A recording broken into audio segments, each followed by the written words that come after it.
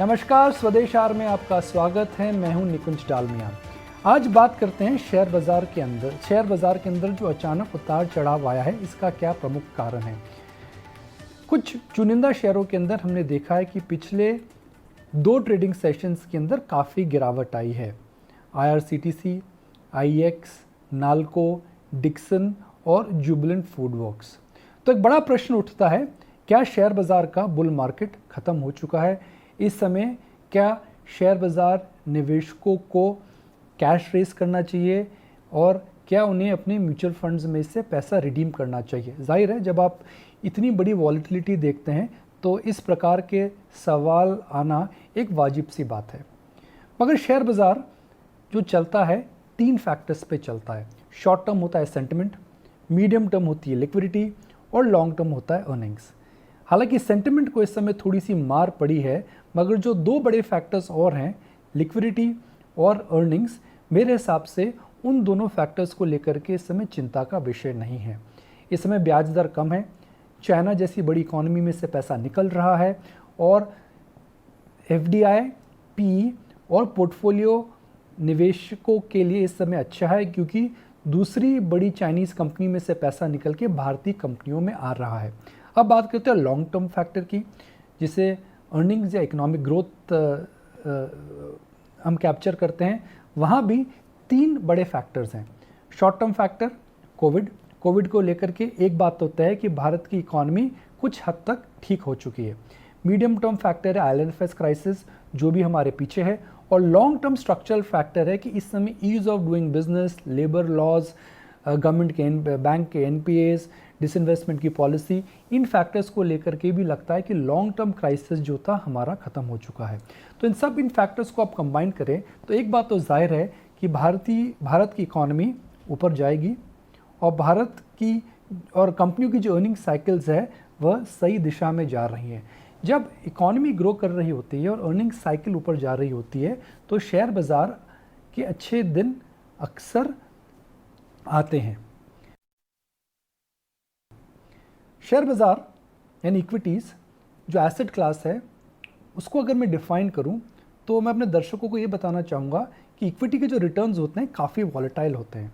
हालांकि equity in the long term will give you better returns, but returns are volatile. तो इस समय क्या करना चाहिए? क्या पिछले 2 दिन की गिरावट से आपको चिंतित होना चाहिए? तो चिंतित उन लोगों को होना चाहिए जो इस समय वॉलेटिलिटी सहन नहीं कर सकते हैं। शेयर बाज़ार यहाँ से वॉलेटाइल ज़रूर होगा, 15 से 20% की वॉलेटिलिटी ज़रूर आ सकती है। अगर आप वो सहन नहीं कर सकते हैं तो इस समय आपको थोड़ा कैश रेज ज़रूर कर लेना चाहिए। मगर आप अगर 15 से 20% की वॉलेटिलिटी अगर डाइजेस्ट कर सकते हैं तो मेरे को नहीं लगता मीडियम टू लॉन्ग टर्म में शेयर बाज़ार को लेकर के कुछ तकलीफ़ है। जी हाँ, 2 दिनों में हमने काफ़ी वॉलेटिलिटी देखी है, मगर इसका प्रमुख कारण ये था कि हमने एक पैराबोलिक मूव देखा था। भारतीय शेयर बाज़ार इस समय ऐतिहासिक हाई पर चल रहे हैं और कुछ शेयरों के अंदर हमने देखा है कि पिछले 1 साल के अंदर करीब 3 से 4 गुना की तेज़ी आई है। तो इतनी तेज़ी के बाद जाहिर है कुछ शेयर जिनमें एक्सेस क्रिएट हो रखे थे, वो एक्सेसेस हमेशा कम होंगे। So I will say it again, in the short term market are a function of sentiment, जो शायद थोड़ा चेंज हो रहा है। In the medium term it is liquidity, वो इंटैक्ट है, and in the long term it is earnings and growth, उसको लेकर के कुछ चिंता का विषय नहीं है। मगर शेयर बाज़ार के अंदर जो रिटर्न्स आते हैं वॉलेटाइल आते हैं, एक तरफा नहीं आते हैं, मगर लॉन्ग टर्म में शेयर बाज़ार अर्थात इक्विटीज़ बेस्ट रिटर्न देती है। तो अगर आप वॉलेटिलिटी सहन कर सकते हैं तो मत बेचिए, मगर आप सहन नहीं कर सकते हैं तो थोड़ा कैश इस समय रेस कर लेना चाहिए। There is definitely a feeling of FOMO in the market given the recent price action in some of the mid and small cap stocks. Naren, we are staring at a bull market like never before. A bull market which has been uninterrupted, a bull market where correction has not been there, and a bull market where everybody is convinced that the earnings upgrade cycle is here and it's here to stay. How would you characterize the current market environment? Is it FOMO? Is it euphoria? Or is it a bubble? Actually, I had the advantage of seeing 1994, And 1994 dragged everybody into the markets and didn't leave anyone. And, people forgot the word risk in the 93-94 cycle. And people used to think the word equity meant only profits and nothing else. And this cycle resembles that. And, people like me who have seen 1994, actually, and, at ICICI Prudential Mutual Fund, we manage other people's money. And that becomes a source of stress for all of us at ICICI Prudential, that we have to be always conscious that the word risk cannot be forgotten. And that is a challenge because, see, if you look at the local macro or the local business cycle, I don't think there's anything much to worry at this point of time because there is no negative event I can see other than even oil prices increase has been handled so far very, very well by the government and everybody. So, we are not seeing a problem in the macro or business cycle, but the investor greed is the bigger problem, that they think that there is only one asset class called equity and there is nothing called risk. And that is the bigger problem rather than anything else in the macro or business cycle from an India point of view. And in the world, as you know, all the way from 2012, people haven't seen market corrections in US. So there people are used to investing in stocks and not worrying at all about market corrections except in 2018 December and 2020 March. So the biggest risk at this point of time is investor greed. And that is something which we'll have to be worried about, as that too as a mutual fund when we are managing other people's money.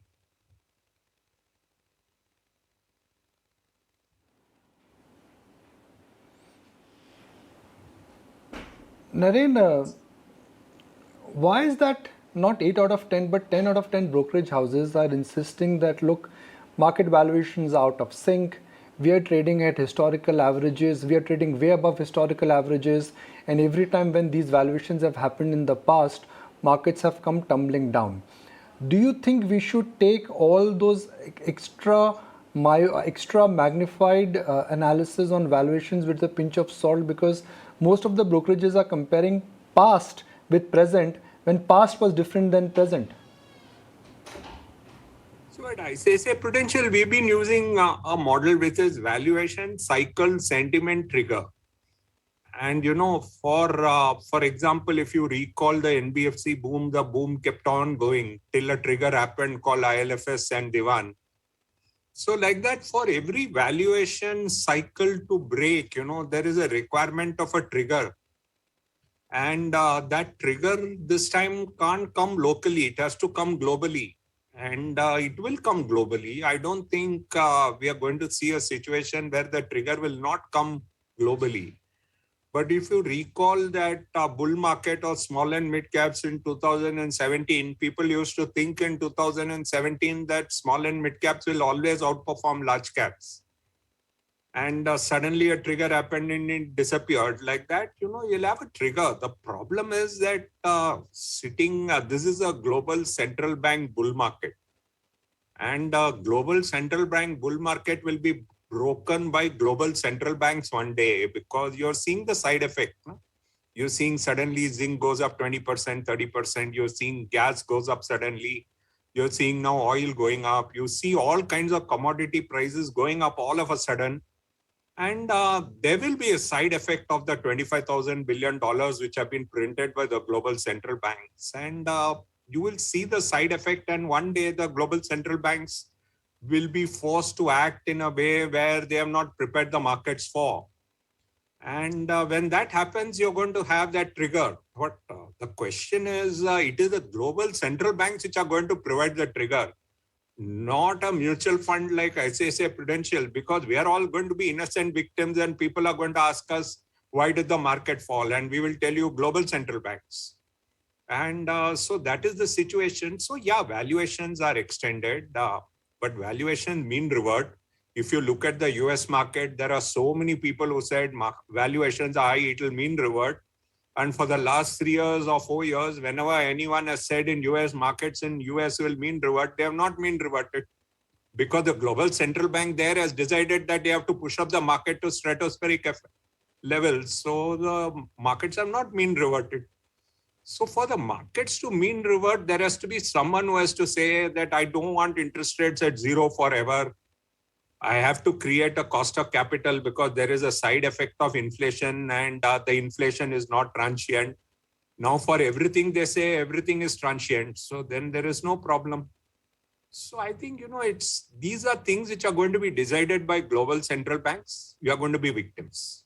That is one thing I'm reasonably clear about. So we can't determine the timing also because everything is going to be determined by global central banks. Naren, how should one understand the energy issue? It's not just crude. It is about shortage in coal, shortage of power, uptick in raw material cost, and a complete breakdown in supply chain. Do you think we should look through it, or this is something which will haunt us and we will realize it sooner than later? It's a very complicated issue because we are looking at net zero by 2050. So you have a green movement which is required for the world's existence. So the green movement has to happen. At the same time, we have not got rid of our dependence on fossil fuel. So on one hand, all the fossil fuel development has stopped in the last 5 to 10 years. The green movement has happened, but neither solar nor wind, particularly wind, you can't predict how much wind energy production happens. So it's a very complex thing that no one knows how much wind energy production happens in a particular day. And you can have periods of time like the weather where wind production will be very good. And there'll be times when wind energy production will not be good. So I think this is a problem emanating out of the net zero and COP26 and various other things which are going to happen over the period of time. And it is such a complex issue and the whole world is going to actually handle it. If you look at Europe, particularly UK, the kind of gas price increase that they've seen, and they've closed all their coal-based power plants. So the kind of issue that they have at that point, at this point of time is very significant because they're moving towards net zero in a very disciplined way. So I think it's a very complex issue that can be discussed at this point of time, and how it will evolve. If we see some good breakthrough technologies in the way batteries happen, and we are able to store the power in a very significant way, and if we see some good breakthrough technologies, I think the problem will get resolved much, much faster. Otherwise, how to get out of our fossil fuel fixation without a solution, it is going to be one of the most complex issues for the world to handle over the course of the next decade. And I don't think people like us have all the solutions and all the answers. We only have the questions. चलिए, तो यहाँ पर बाज़ार के दिग्गजों का बाज़ार पर नज़रिया। मैं हूँ आपके साथ अब कविता थपलियाल और स्वदेश आर में वक्त हो गया है अन्य खबरों की ओर रुख करने का और बात करते हैं शेयर बाज़ार की, जहाँ पर हमने देखा ऊपरी स्तरों पर आज बाज़ार में भारी मुनाफा वसूली दिखाई दी है। मेटल, ऑटो, पावर और रियल्टी शेयरों पर सबसे ज़्यादा दबाव दिखाई दिया, लेकिन बाज़ार का पूरा हाल बता रही है हमारी सहयोगी पूजा त्रिपाठी। बाजार में लगातार दूसरे दिन मुनाफा वसूली हावी रही और निफ्टी की बात करें तो ऊपरी स्तरों से 200 अंक, वहीं सेंसेक्स ऊपरी स्तरों से करीब 650 अंक की गिरावट यहां पर देखी गई है। आज मिड कैप और स्मॉल कैप में भी भारी बिकवाली देखी गई है और यहां पर भी ऊपरी स्तरों से भारी गिरावट देखी गई आज मिड कैप में स्पेशली। इसके अलावा सरकारी बैंकों को छोड़ सभी सेक्टरल इंडेक्स आज लाल निशान में दिखाई दिए। सबसे ज़्यादा जो दबाव था वो मेटल, रियल्टी और पावर इंडाइसेस ने सबसे ज़्यादा दबाव आज बाजार पे बनाया।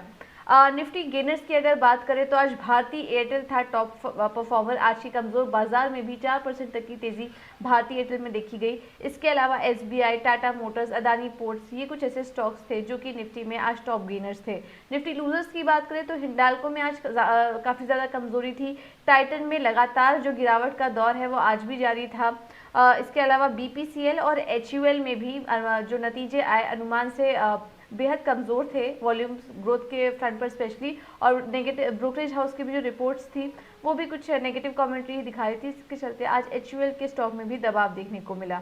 पावर शेयरों में आज भारी बिकवाली देखी गई और लगातार तीसरा दिन था जब पावर शेयर कमजोर थे। इसमें siemens, Adani power, PTC, Tata power में आज के सेशन में कमजोरी देखी गई। इसके अलावा मेटल ने भी बाजार में दबाव बनाने का काम किया आज, और वेदांता और हिंडाल्को के अलावा जिंदल स्टेनलेस और सेल ये कुछ ऐसे स्टॉक्स थे जहां पर कि आज कमजोरी देखने को मिली। लेकिन इस कमजोरी के माहौल में भी सरकारी बैंकों में आज काफ़ी अच्छा रुझान था, काफ़ी अच्छी खरीदारी देखी गई है। इसमें यूनियन बैंक था आज टॉप पर, करीब 4% तक की तेज़ी यूनियन बैंक में देखी गई। इसके बाद IDBI bank, bank of Baroda, Canara bank, ये कुछ ऐसे स्टॉक्स थे जहां पर कि आज ट्रेंड के विपरीत कारोबार होता हुआ दिखाई दिया और अच्छी तेज़ी आज सरकारी बैंकों में देखी गई। बाजार के रुख पर गोल्डीलॉक्स प्रीमियम रिसर्च के गौतम शाह का कहना है कि बाजार में काफ़ी तेज़ी आ चुकी है और बाजार में आगे कंसोलिडेशन दिखाई दे सकता है। देखिए, मार्केट के बारे में बात करें तो मार्केट डेफिनेटली काफी ओवरबॉट और ओवर एक्सटेंडेड था। There is no doubt about that. आप कोई भी टेक्निकल स्टडी ले लीजिए, चाहे वो डेली चार्ट पे हो या वीकली चार्ट पे हो, ये पता लग रहा था कि पिछले 5-7 दिनों में जिस तरह का मूव था, एक ब्लो ऑफ था, एक मैडनेस थी स्क्रीन पे, और जब वो फेज आती है तो it generally leads to a mini top out. सो मेरे हिसाब से वो हुआ है। 18,600 एक इंपॉर्टेंट लेवल था जो हमारा वर्किंग टारगेट था काफी दिनों से। वो नंबर मार्केट ने कल मॉर्निंग को टेस्ट किया और वहां से एक छोटी सी रिवर्सल हमने को देखने को मिली है। तो मुझे लगता है कि एक बार के लिए मार्केट अब थोड़ा सा कंसोलिडेशन फेज में चला जाएगा। It needs price and time consolidation. और जैसे आपने ठीक कहा कि रिजल्ट्स के रिएक्शंस अच्छे नहीं रहे क्योंकि market has factored in a lot of positives. अगर आप पिछले 2 महीना में देखें तो मार्केट ने ये समझ लिया है कि पिछले अगले 2 क्वार्टर के रिजल्ट अच्छे रहेंगे, और क्योंकि वो फैक्टर्ड इन थे, कुछ भी डिसअपॉइंटमेंट अगर आती है तो मार्केट उसको हैंडल नहीं कर पाता है, और उसके कारण हमने ये रिएक्शन देखा। तो मेरे हिसाब से बाजार यहाँ से ज्यादा ऊपर नहीं जाएगा, ज्यादा नीचे भी नहीं जाएगा, क्योंकि मीडियम टर्म ट्रेंड अच्छी है। नीचे में 17,240 का इंपॉर्टेंट सपोर्ट है, उसके नीचे 17,050। तो मेरे हिसाब से ये 2 लेवल सपोर्ट लेवल्स रहेंगे, और ऊपर की तरफ 18,600 के ऊपर जाना थोड़ा सा डिफिकल्ट लग रहा है। आगे बढ़ते हैं। भारत कोविड वैक्सीनेशन में एक नया मुकाम हासिल करने को है और कुछ ही घंटों में 100 करोड़ डोज लगाने वाला देश भारत बन जाएगा। हालांकि पूरी आबादी को वैक्सीनेट करने के लिए लंबा सफ़र तय करना है, फिर भी वैक्सीनेशन की सुपर सेंचुरी लगाना भारत के लिए बहुत बड़ी उपलब्धि है। भारत वैक्सीनेशन में शानदार शतक लगाने के करीब पहुंच चुका है और इसी के साथ 100 करोड़ से ज्यादा डोज लगाने की ऐतिहासिक उपलब्धि हासिल हो रही है। चीन के बाद भारत ऐसा दूसरा देश होगा जिसने ये मील का पत्थर हासिल किया है। इस सफर की शुरुआत 16 जनवरी को हुई थी, जब शुरुआती चरण में स्वास्थ्य कर्मियों और फ्रंटलाइन वर्करों को टीका लगाया गया। इसके लगभग 6 महीने बाद 21 जून को वैक्सीनेशन का महाअभियान शुरू किया गया और न सिर्फ ज्यादा वैक्सीन मुहैया कराई गईं, बल्कि राज्यों को साथ लेकर वैक्सीन की ज्यादा से ज्यादा सप्लाई को सुनिश्चित किया गया, जिसकी वजह से वैक्सीनेशन ने जबरदस्त रफ्तार पकड़ी। भारत को 100 करोड़ डोज लगाने में 278 दिन का वक्त लगा। हालांकि यहां तक पहुंचना कतई आसान नहीं था। इसके लिए कई मुश्किलें सामने आईं, जिनमें कमजोर सप्लाई के साथ ढुलाई संबंधी चुनौतियां सामने आईं। वहीं अफवाहों की वजह से लोग भी वैक्सीन लगवाने से बचते रहे। यही नहीं, कोविड की दूसरी लहर में देश की स्वास्थ्य व्यवस्था ध्वस्त हो गई, लेकिन फिर भी भारत ने हार नहीं मानी और ऐसी उपलब्धि हासिल की जो बड़े बड़े देशों के बस की बात नहीं थी।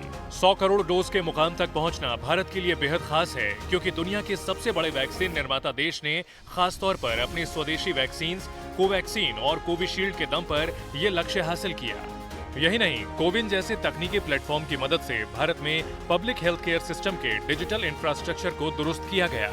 हालांकि 100 करोड़ डोज लगाने के बावजूद भारत को अभी लंबा सफर तय करना है, जिसके लिए पहाड़ जैसी चुनौतियों को पार करना होगा। भारत के कुल वयस्क आबादी में से महज 30% को दोनों डोज लगी है। अब सरकार को बाकी बचे लोगों को दूसरी डोज लगाने पर ध्यान देना होगा ताकि साल के अंत तक पूरी आबादी फुल्ली वैक्सीनेट हो सके। यानी अगले 2 महीने में 90 करोड़ डोज लगानी होगी। इसके अलावा बच्चों का वैक्सीनेशन एक अलग चुनौती साबित होगी। जानकारों के मुताबिक कम वैक्सीनेशन वाले इलाकों की पहचान करके और हर तबके को अभियान से जोड़कर इस आखिरी बाधा को पार किया जा सकता है। कोविड-19 ने हमारी जिंदगी के हर पहलू को बुरी तरह से प्रभावित किया है, लेकिन कोविड केसेस में कमी और 100 करोड़ डोज की उपलब्धि हासिल करने की वजह से अर्थव्यवस्था ने एक बार फिर रफ्तार पकड़ी है। विशेषज्ञों के मुताबिक अगर भारत को एक बार फिर दुनिया की सबसे तेजी से बढ़ती इकोनॉमी का दर्जा हासिल करना है तो आखिरी चुनौती से निपटने के लिए अपनी कोशिशों को और धार देनी होगी। ET नाउ स्वदेश।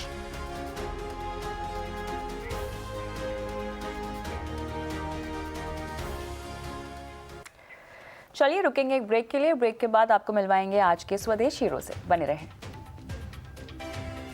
कोरोना के मामले काबू में आने के बाद महाराष्ट्र में 22 अक्टूबर से सिनेमा खुलने की खबर से मल्टीप्लेक्स कंपनियों में उत्साह है। हमारी सहयोगी आयशा फारिदी ने बात की PVR के चेयरमैन अजय बिजली से। Ajay, what a big day this is turning out to be, right? Absolutely, I mean, yeah. What better coincidence than Maison opening just at the helm of the Maharashtra theatre reopening? Yeah, it's a very happy coincidence. Yeah. First of all, Indian film industry still represents 90% of box office.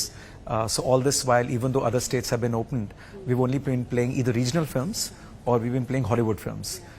So Indian films coming from 5th of November, Suryavanshi is the big one which is getting launched, is a big boost to the industry. And this is our most experiential cinema.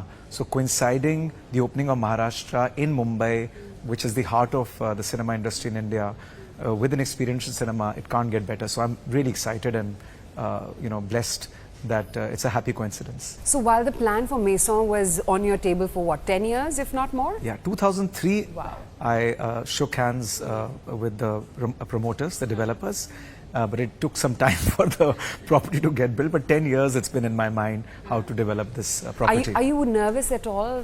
Because, metros have had a very different experience with the second wave of COVID as opposed to the occupancy levels that you're running in a state of Punjab or, in the southern parts of the country, etc. As to whether or not people are going to throng back to the theatres in a hurry.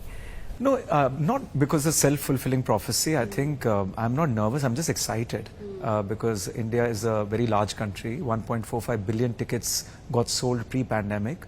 It's a very disparate market. Some people, rightly you're saying, will stay at home. They'll take their time to come out. But there's another massive chunk of people between the age of 12 to 39 who they're not designed to be incarcerated at home. They're very keen to get out, and whatever little previews we've got, for the lack of a better word, it has been fantastic. The Hollywood films people have gone to see, even this Shang-Chi came recently, which did exceedingly well. Down south movies are doing exceedingly well. Punjab movies are doing very well. So that actually gives me confidence rather than nervousness. But tell me, what happens to rental agreements post-pandemic? Do they get changed considering you, like you said, you shook hands with the promoters a decade back? Yeah. But did you have to rework on the maths of how the rental agreements are going to work? No, what's already signed, PVR has got about 855 screens across 178 properties. Those don't get renegotiated. Only during the time of lockdown, we had a force majeure clause and the developers were incredible with us. They all came forward and they realized that it's not our fault that the cinemas are shut. It's so we got a huge relief. But post opening everywhere is a business back to normal, and we are paying rents and revenue shares, whatever the deals are in the agreement. So there is no problem. But going forward, I think PVR will be careful about which properties we choose, qualitative expansion rather than quantitative expansion, and of course we'll be careful about rental because that's one line that is that's committed for 20-25 years in a lease agreement. So you have to be very careful that rent as a percentage of revenue is not something which is out of whack. Content king hota hai, right? So, so tell me the lineup of movies. Do you think, I mean, we're sitting here in Mumbai, which is the heart of the Hindi, Bollywood industry as they call it. Movie lineup kaisa hai? Because कोई सिर्फ chill करने तो नहीं आता theatre. You know, we all come to watch movies. और मैं भी cinema सिर्फ चिल करने के लिए नहीं बनाता, मूवीज के लिए बनाता हूँ. Exactly. तो मूवीज तो आ ही रही हैं. हाँ, so movies का lineup कैसा लग रहा है? We're talking about at least 800 films coming in the next 8 months. So that's the lineup. And India, as I was telling you earlier, is there's so much pipeline that even if one or two movies don't do well, it doesn't really matter because there's always a sleeper hit, as you call it. So if you look at pre-pandemic, you had so many movies of Ayushmann Khurrana, you had movies of Rajkumar Rao, Razi, Uri, so many films which people thought that, oh, one big blockbuster hasn't done well, now what do we do? But these smaller movies compensate for that. So India is a market of volumes. Highest number of movies come here in all different languages. Plus PVR is also spread out everywhere. So we have about 30% of our screens in South, 30 in West, and about 30 in North. So we are also not dependent on one kind of content. Plus demographically, we are also in certain regions where English movies do very well, some in Hindi movies do very well. So the lineup which has been announced is phenomenal. Currently you only see Hollywood because Bombay was shut. Maharashtra, Mumbai was not open. But Yash Raj has committed itself to releasing about 6 odd movies. Suryavanshi is coming. Akshay's got about 4 movies lined up. Aamir has got Lal Singh Chadda. Then Shah Rukh has got a couple of movies. Plenty of movies. Brahmastra is coming. Ranveer. Plenty. I'm not bothered about content. You're not? No. Okay. I'm also eagerly waiting for all these movies that you just highlighted. Yeah. But tell me, the theatrical window has also sort of gotten squeezed a little bit, right? Yeah. When do you actually see you get back to the pre-pandemic levels? Well, currently, we wanted people to release movies, so I think it's gone down to about 4 weeks. But we see it coming back from April 22 to 8 weeks, which it was earlier. Ajay, inflation एक ऐसी चीज़ है which is sort of dampening spirits across industries. What happens to you? You've invested so much in this Lux property of yours. How do you make money on this property? No, the revenue. Is F&P going to be higher? Are you going to up the ticket prices? No, nothing can be higher because you can't shortchange the consumer. Everything has to be, the consumer must say, okay, I'm happy to pay. So you provide, the way I work is, you provide a certain facility. Of course, you do everything on your Excel sheet before you start capitalizing anything. But we're a listed company. I'm responsible to my shareholders. So if you look at our results, we run at a 20% EBITDA margin. From, as I said, normal period, not pandemic period. And we look at about 5-year payback period for every property. So you capitalize a property keeping in mind which is the consumer that you're attracting in the radius of 5 to 7 kilometers. How much is he ready to pay? Then you make. So horses for courses. We've got cinemas in Latur, Aurangabad, Nanded, Ujjain, where our ticket price is 100 rupees. But the input cost is also very low. So we thought that India is such a disparate, heterogeneous market. And we want to be a pan-India player. So we will make a solution, a high-quality movie-going solution for every consumer who wants to watch a movie and get out of his house. So for this, we'll price it. I don't know, the boys are still working on the pricing. It will be nothing higher than what some of our already premium to luxury cinemas are charging in other markets. So what's the strategy? Is it now experiential cinema like PVR may saw and the drive-in theatre which is going to come up very soon as well? Is it going to be that, or is it going to be more of the regular PVRs that we've seen so far? Experiential. It has to be experiential. Even the normal cinemas will have, it has to be experiential. Definitely, they all have their edge. And there are softer issues as well. This is a world-class cinema that we're sitting in currently. This is what the closest analogy I can give is, I'm a big fan of Oberoi Group, the Raj Vilas, what they try to create. So I was keen to do at least one, and for the demographic again, if I plonk this cinema in another demographic, it may not work. Absolutely. So I have to be very, very careful. As I said, I have a responsibility to the stakeholders, shareholders. I just can't, it's not my fiefdom to do anything I feel like. It has to be, okay, where can a director's cut is another premium format of ours. It's only in Vasant Kunj, surrounded by Vasant Vihar, all that area. And it's also in a very affluent area in Gurgaon. Another very affluent area in Noida is coming up. Another very affluent area in Bangalore is coming up now. So I have to be very careful where I build it. But even the other cinemas of PVR, they'll become extremely experiential. Now you'll see when you walk into any cinema, people will clap. You'll have a lot of selfie points. You'll have somebody strumming a guitar and singing a song. You'll have magicians. You'll have somebody, a stand-up comedian. So we took a leaf from Disney. That the way Disney does their theme park. So Cirque du Soleil. they made circus experiential. Absolutely. So I think if we have to differentiate ourselves from what's happening at home, where you put your feet up and you watch a movie, we have to make it experiential. We can't be utilitarian. So that's what we're working on. PVR and chill, not just Netflix and chill. Sorry? PVR and chill, not just Netflix Absolutely, and chill. absolutely. Okay, very quickly, in the last almost 2 years of the pandemic, we've seen a lot of single screen theatres actually shut down. Yeah, very You sad, know, yeah. business. Have you taken advantage of that? Are there acquisitions? Is there more consolidation that you see in the industry? And where is PVR in the scheme of things? No, I was just speaking to somebody. We were in a survival revival mode. So I think when you're in that frame of mind, our focus was more cost cutting, which is through rentals, through salary cuts, through unfortunately some layoffs had to happen. Our focus was shoring up liquidity because there was a burn rate. Let's not forget, suddenly a company which has revenues of 3,500 crores or whatever and 650 crores of EBITDA goes to zero in one day. So then you don't think about expansion. It's normal human Obviously, reaction. it's survival is to first, survival yeah. first. So I think, but yes, we are opportunistic wherever we do find that there's a good fit in value and price for PVR. Yes, we are open to acquisitions. So since Ajay, you don't have any guitar or anything here, I have to ask you to sing for us. You have to do it. I thought I'll join along. I thought we were running out of time, no? We are. So just let's hurry up. How can I sing like this? Yeah? Of course, the mic's on. Kya gaye? Okay, seriously, do we have time? Yes, we do.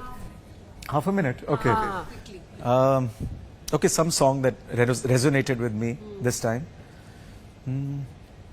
तुझसे नाराज नहीं जिंदगी हैरान हूँ मैं ओ हैरान हूँ मैं तेरे मासूम सवालों से परेशान हूँ मैं परेशान हूँ मैं. Okay. Beautiful. And it's so, this song and the lyrics so well capture the times that we're living in today. Absolutely. So परेशान हूँ हैरान हूँ मैं. Absolutely. More हैरान. अब परेशानी थोड़ी जा रही है, but yeah. परेशान कभी नहीं हुआ मैं. Great, Ajay. Such a pleasure speaking with you and good luck. Okay. Thanks a lot. Thank you very much. आगे बढ़ते हैं, बात करते हैं कुछ निवेश की. Flexi cap fund, mutual fund, equity mutual fund की सबसे नई कैटेगरी है और मिड कैप, लार्ज कैप या स्मॉल कैप शेयरों में ये निवेश करती है. Flexi cap fund multi cap fund से अलग होते हैं क्योंकि मल्टी कैप फंड में एक निश्चित प्रकार की कंपनी में आवंटन की सीमा होती है. तो आज मनी मंत्रा में हम आपको दो उम्दा फंड मैनेजर्स से मिला रहे हैं, पराग पारेख फ्लेक्सी कैप और SBI फ्लेक्सी कैप, और आइए उनसे जानते हैं कि उन्होंने अपने फंड को कैसे संभाला है और साथ ही फ्लेक्सी कैप कैटेगरी क्या होती है.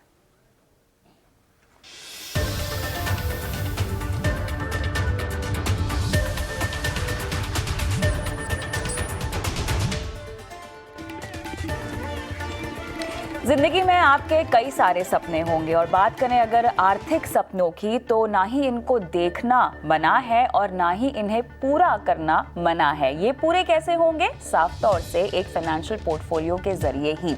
और वो फाइनेंशियल पोर्टफोलियो आप कैसे बनाएंगे बताता है आपको मनी मंत्रा. नमस्कार, मैं हूं आपके साथ कविता थपलियाल. चलिए, तो जैसे कि आप जानते हैं कि आज हमारा फोकस होने वाला है फ्लेक्सी कैप फंड्स में.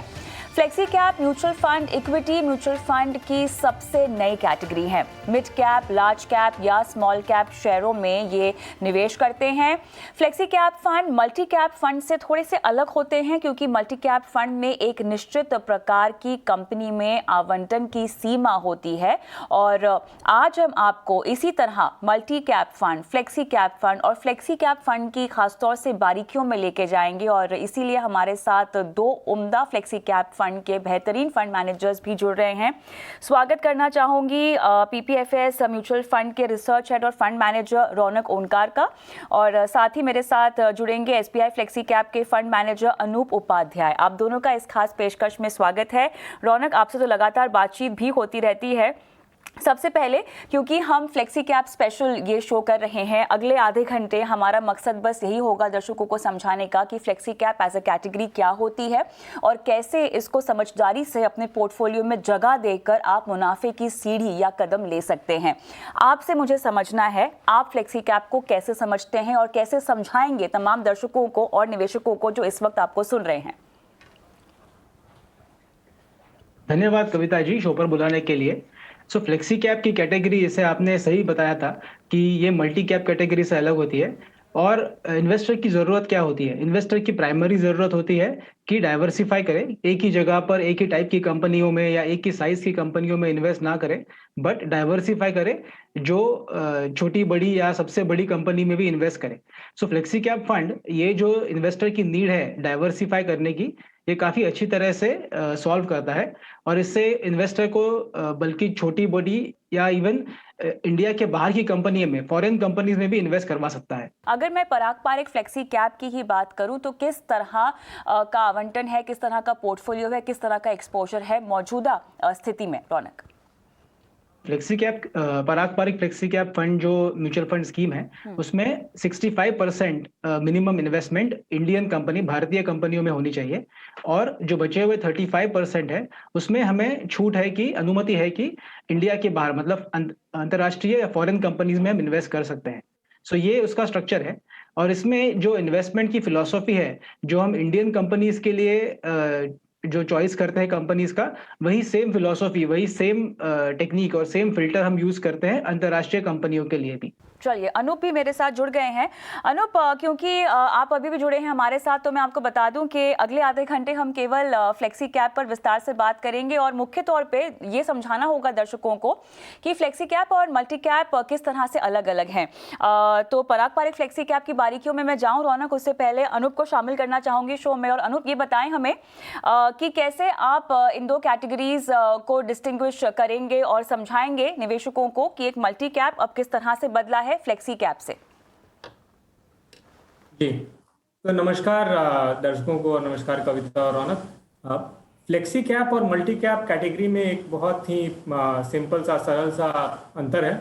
और वो अंतर ये है कि फ्लेक्सी कैप कैटेगरी में जो फंड मैनेजमेंट टीम है, जो निवेश कर रहे हैं पोर्टफोलियो में, उन्हें ये स्वतंत्रता दी गई है कि वो किसी भी साइज की कंपनीज में, वो लार्ज कैप हो, मिड कैप हो या स्मॉल कैप्स हो, उसमें कितना भी आवंटन कर सकते हैं। अगर वो चाहें तो 70% लार्ज कैप्स में रखें, 20% मिड कैप्स में रखें, 10% स्मॉल कैप में रखें, या फिर इसको पूरी तरह से इस अनुपात को उलट दें।